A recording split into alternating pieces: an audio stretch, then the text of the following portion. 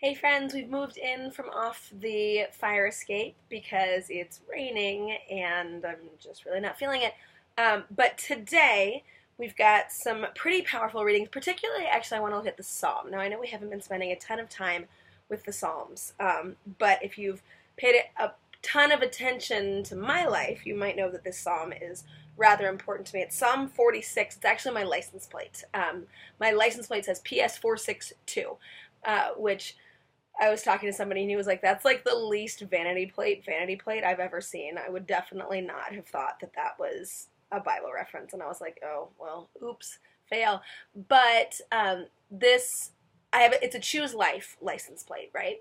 So it's bright yellow, it's got baby faces on it, and it says Choose Life, and then it says PS462. And the reason that I got this license plate is that my hope was at some point there would be some woman who was in a crisis pregnancy who would see this license plate and be like, that's ridiculous. Like, you are out of control. You can't tell me, like whatever. That she would have some kind of reaction. Maybe she would be like, oh, wow, maybe the Bible will speak to me. Or maybe she would be like angry that I thought the Bible would speak to her. I don't know. But that somehow she would look up this Bible verse in reference to this crisis pregnancy. And she would start reading. And it's actually verses 2 through 4 that really speak to me. God is our refuge and our strength, an ever-present help in distress. Therefore we fear not, though the earth should be shaken and mountains plunge in to the depths of the sea, though its waters rage and foam and the mountains quake at its surging. The Lord of hosts is with us.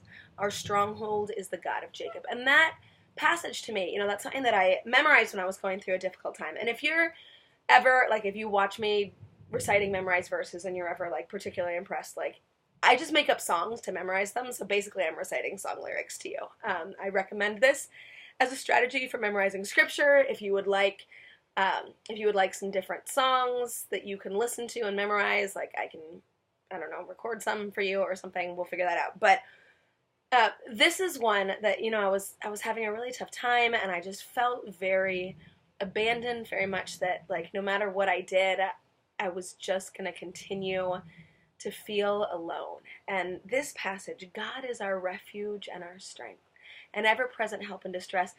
Even when the earth is shaking, even when mountains are plunging into the depths of the sea, even if the waters of the sea are raging and foaming, the mountains are quaking at the surging of the sea. Okay, this isn't even just an earthquake. This is something is going on with the sea that is so intense that the mountains themselves are shaken. The Lord of hosts is with us. Our stronghold is the God of Jacob. And it doesn't say this is what God is doing or this is how God is saving us. Just he's still God and he's still ours and he's still working. And the psalm goes on, right? There is a stream whose run lets gladden the city of God. And that's what was going on in that first reading, Ezekiel, talking about the water getting higher and higher because it's the water of the city of God. Which of course always gets she waded in the water and she got her feet wet stuck in my head, but I don't think that's really the most helpful. God is in its midst, it shall not be disturbed at all. Though nations are in turmoil, kingdoms totter, his voice resounds. The earth melts away. The Lord of hosts is with us. Our stronghold is the God of Jacob. And it keeps going, right? Behold the deeds of the Lord, the astounding things he has wrought on earth. He has stopped wars to the end of the earth. The bow, he breaks the splinters. He splinters the spears. He burns the shields with fire. Be still and know that I am God. The Lord of hosts is with us. Our stronghold is the God of Jacob. I gave a talk last night in Manhattan. Some of you may have been there. Hi, glad you're tuning in. Where I was talking about learning to trust in God. And, God has given me ample opportunity over the last 5 years to demonstrate that I trust him, and also ample opportunity to learn that he's taking care of me. The number of times that he's just swooped in and saved the day, or he's done amazing things, even though there was no indication that anything should be able to work out right out of what was going on in my life, really should have taught me, the Lord of hosts is with us, our stronghold is the God of Jacob. And it hasn't. Sometimes, yeah. And sometimes I'm just not able to make that connection. Okay, something's going wrong. God must be working. God is always working. And this psalm is really convicting to me. Just that, oh, wait. whatever's going on. When the mountains are quaking and the earth is shaking and the waters are raging and foaming, but God is with us. Not God is fixing it, not look, God is doing some particular thing, but just God is with us. And our stronghold is not mountains or 401ks or national security or a stable job or a happy marriage or parents who take good care of us. The Lord of hosts is with us. Our stronghold is the God of Jacob. And so I guess my hope in that license plate, and I know that it's naive, and I'm all kinds of naive in many ways, is that in the 165,000 miles that I've driven in the last 5 years, at some point there was somebody, crisis pregnancy or not, who saw that and looked up that verse and said, yeah, okay. It's not saying it's easy. It's not saying everything's lovely. It's not saying everything's going to be perfect. It's just saying, like, but you know what? Our strength is in God. Our strength is not in the things of this world. And that verse 11, the New American Bible translation is desist and confess that I am God, which has a very different connotation from be still and know that I am God. You know, desist and confess that I am God is referencing these wars, and we're like fighting and trying to achieve and accomplish, and like we're gonna make things happen, and God is like, stop trying to rule your own life, stop trying to make this happen, and remember that I am God, you are not, right? Exodus 14:14 says, oh, this one I actually have to flip for, sorry. The Lord himself will fight for you. You have only to keep still. And that's again and again the testimony of the Old Testament.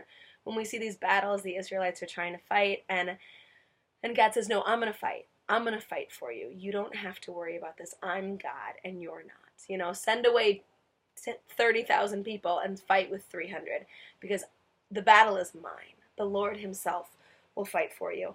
But if you translate it differently, it's be still and know that I am God, which is, you know, a wonderful formula for prayer, right? Stop talking, stop fighting, stop arguing, just be still and know that I am God. Just try to rest in my embrace. Or if you're like really struggling with some particular situation, instead of trying to figure out how God might be working, just be still and know that I am God. I'm not here to explain myself to you, but if you trust in what I've done in the past, then you can trust in who I am, and you don't have to figure out what exactly I'm doing. Now, the gospel is the cure on the Sabbath.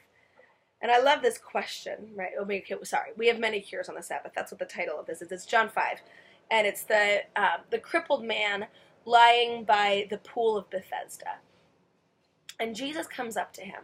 You know, and the tradition here was that when an angel stirred up the water, someone would have to bring you down to the pool and put you in the waters, and then you would be healed. And Jesus comes up to him and says, do you want to be well? Which is a very interesting question. Because you would think, like, yeah, obviously I want to be well. Like, of course I want to be well. But some of us, I think, we don't want to be well. We enjoy our brokenness. We enjoy our suffering. You know, because maybe we like being victims. Maybe we like feeling sorry for ourselves. Maybe we like the excuse of, oh, I can't because. And Jesus, he asks him, he looks him in the eye and says, do you want to be well? The guy doesn't really answer him. He says, no one helps me. I'm just doing it by myself. I don't have someone walking alongside me. I don't have those friends to rip the roof off. You know, that story of the paralyzed man and his friends rip the roof off and lower him down through the roof. And it's such a powerful witness to the need of community. And this man says, I don't have those people. I don't have anyone to help me. I'm just lying here by myself. He had been ill for 38 years. And this time, Jesus doesn't make mud and rub it on his eyes. Jesus says, rise, take up your mat, and walk. And immediately, he rose, took up his mat, and walked. Now, that day was a Sabbath, and so everyone's like, oh, why are you carrying your mat? And it's an interesting opportunity to reflect on the Sabbath, right? Because obviously, Jesus is God. He can do what he wants on the Sabbath. And we have some sense that healing ought to happen on the Sabbath, right? If you have a heart attack on the Sabbath, we're not going to, not defibrillate you because it's Sunday. But this man also, God tells him, pick up your mat.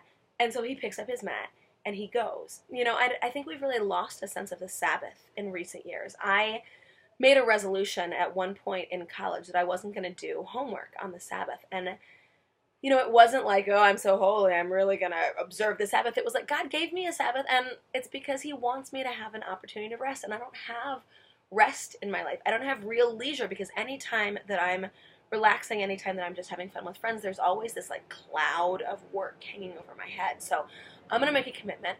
I'm not going to work on Sundays, right? What that meant was I often spent all day Saturday working. I often would be working until like 2 a.m. Saturday, because to my mind, the day doesn't begin at midnight. The day begins when you get up in the morning. But then I would wake up on Sundays and I would go to the dining hall, and I would sit at the dining hall for 3 hours, because what else was I going to be doing? And I would read a novel, and this was before Netflix, so I wasn't even wasting my time doing stupid stuff on the internet, because there wasn't really anything yet to do on the internet.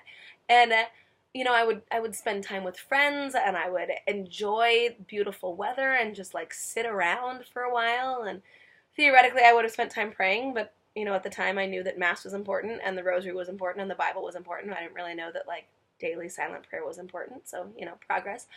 But I am so grateful for that conviction the Lord gave me, and it looks a little bit different in adult life if you don't have like homework, but to look at the Sabbath and say, I want this to look different, not just in the sense that I go to Sunday Mass, but I want to have just unadulterated rest. I want to take a nap without feeling guilty. And if you've got small children, obviously that's going to look different for you, because like how do you rest like that with small children?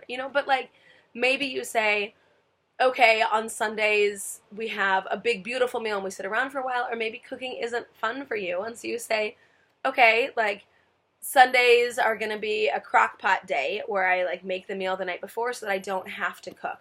Maybe for you it's not an ugly thing to have a bunch of dishes resting in your sink, and so you say, okay, Sundays we don't do dishes. Like, I don't know, but to figure out some way that Sundays are set apart. But then also to recognize, this man was told, pick up your mat and walk. God gave him that purpose for that day, and so he did something that the world said he shouldn't be doing on the Sabbath, because he was being obedient to God. I have people, sometimes well-meaning, lovely people, who are like, oh, but, shouldn't Sunday be a Sabbath for you too? And I'm like, well, sometimes it is.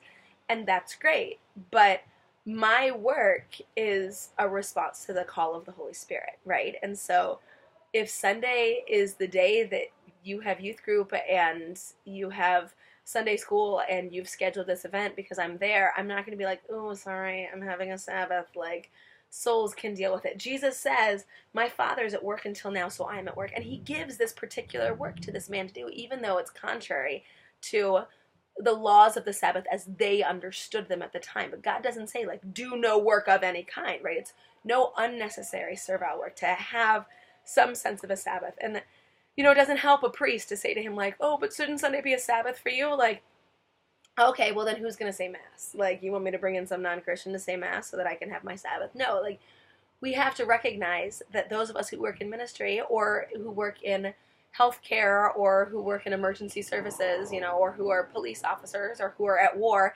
we're going to have to work on the Sabbath, but still our Sabbath should be set apart, and maybe not just in the sense that, like, on Sundays I eat a lot of cookies, but in the sense that there is some particular opportunity for peace and rest. And maybe because of the way that your life is and the particular role God has given you, it can't look like that on Sundays. But on Sundays you say, okay, you know what?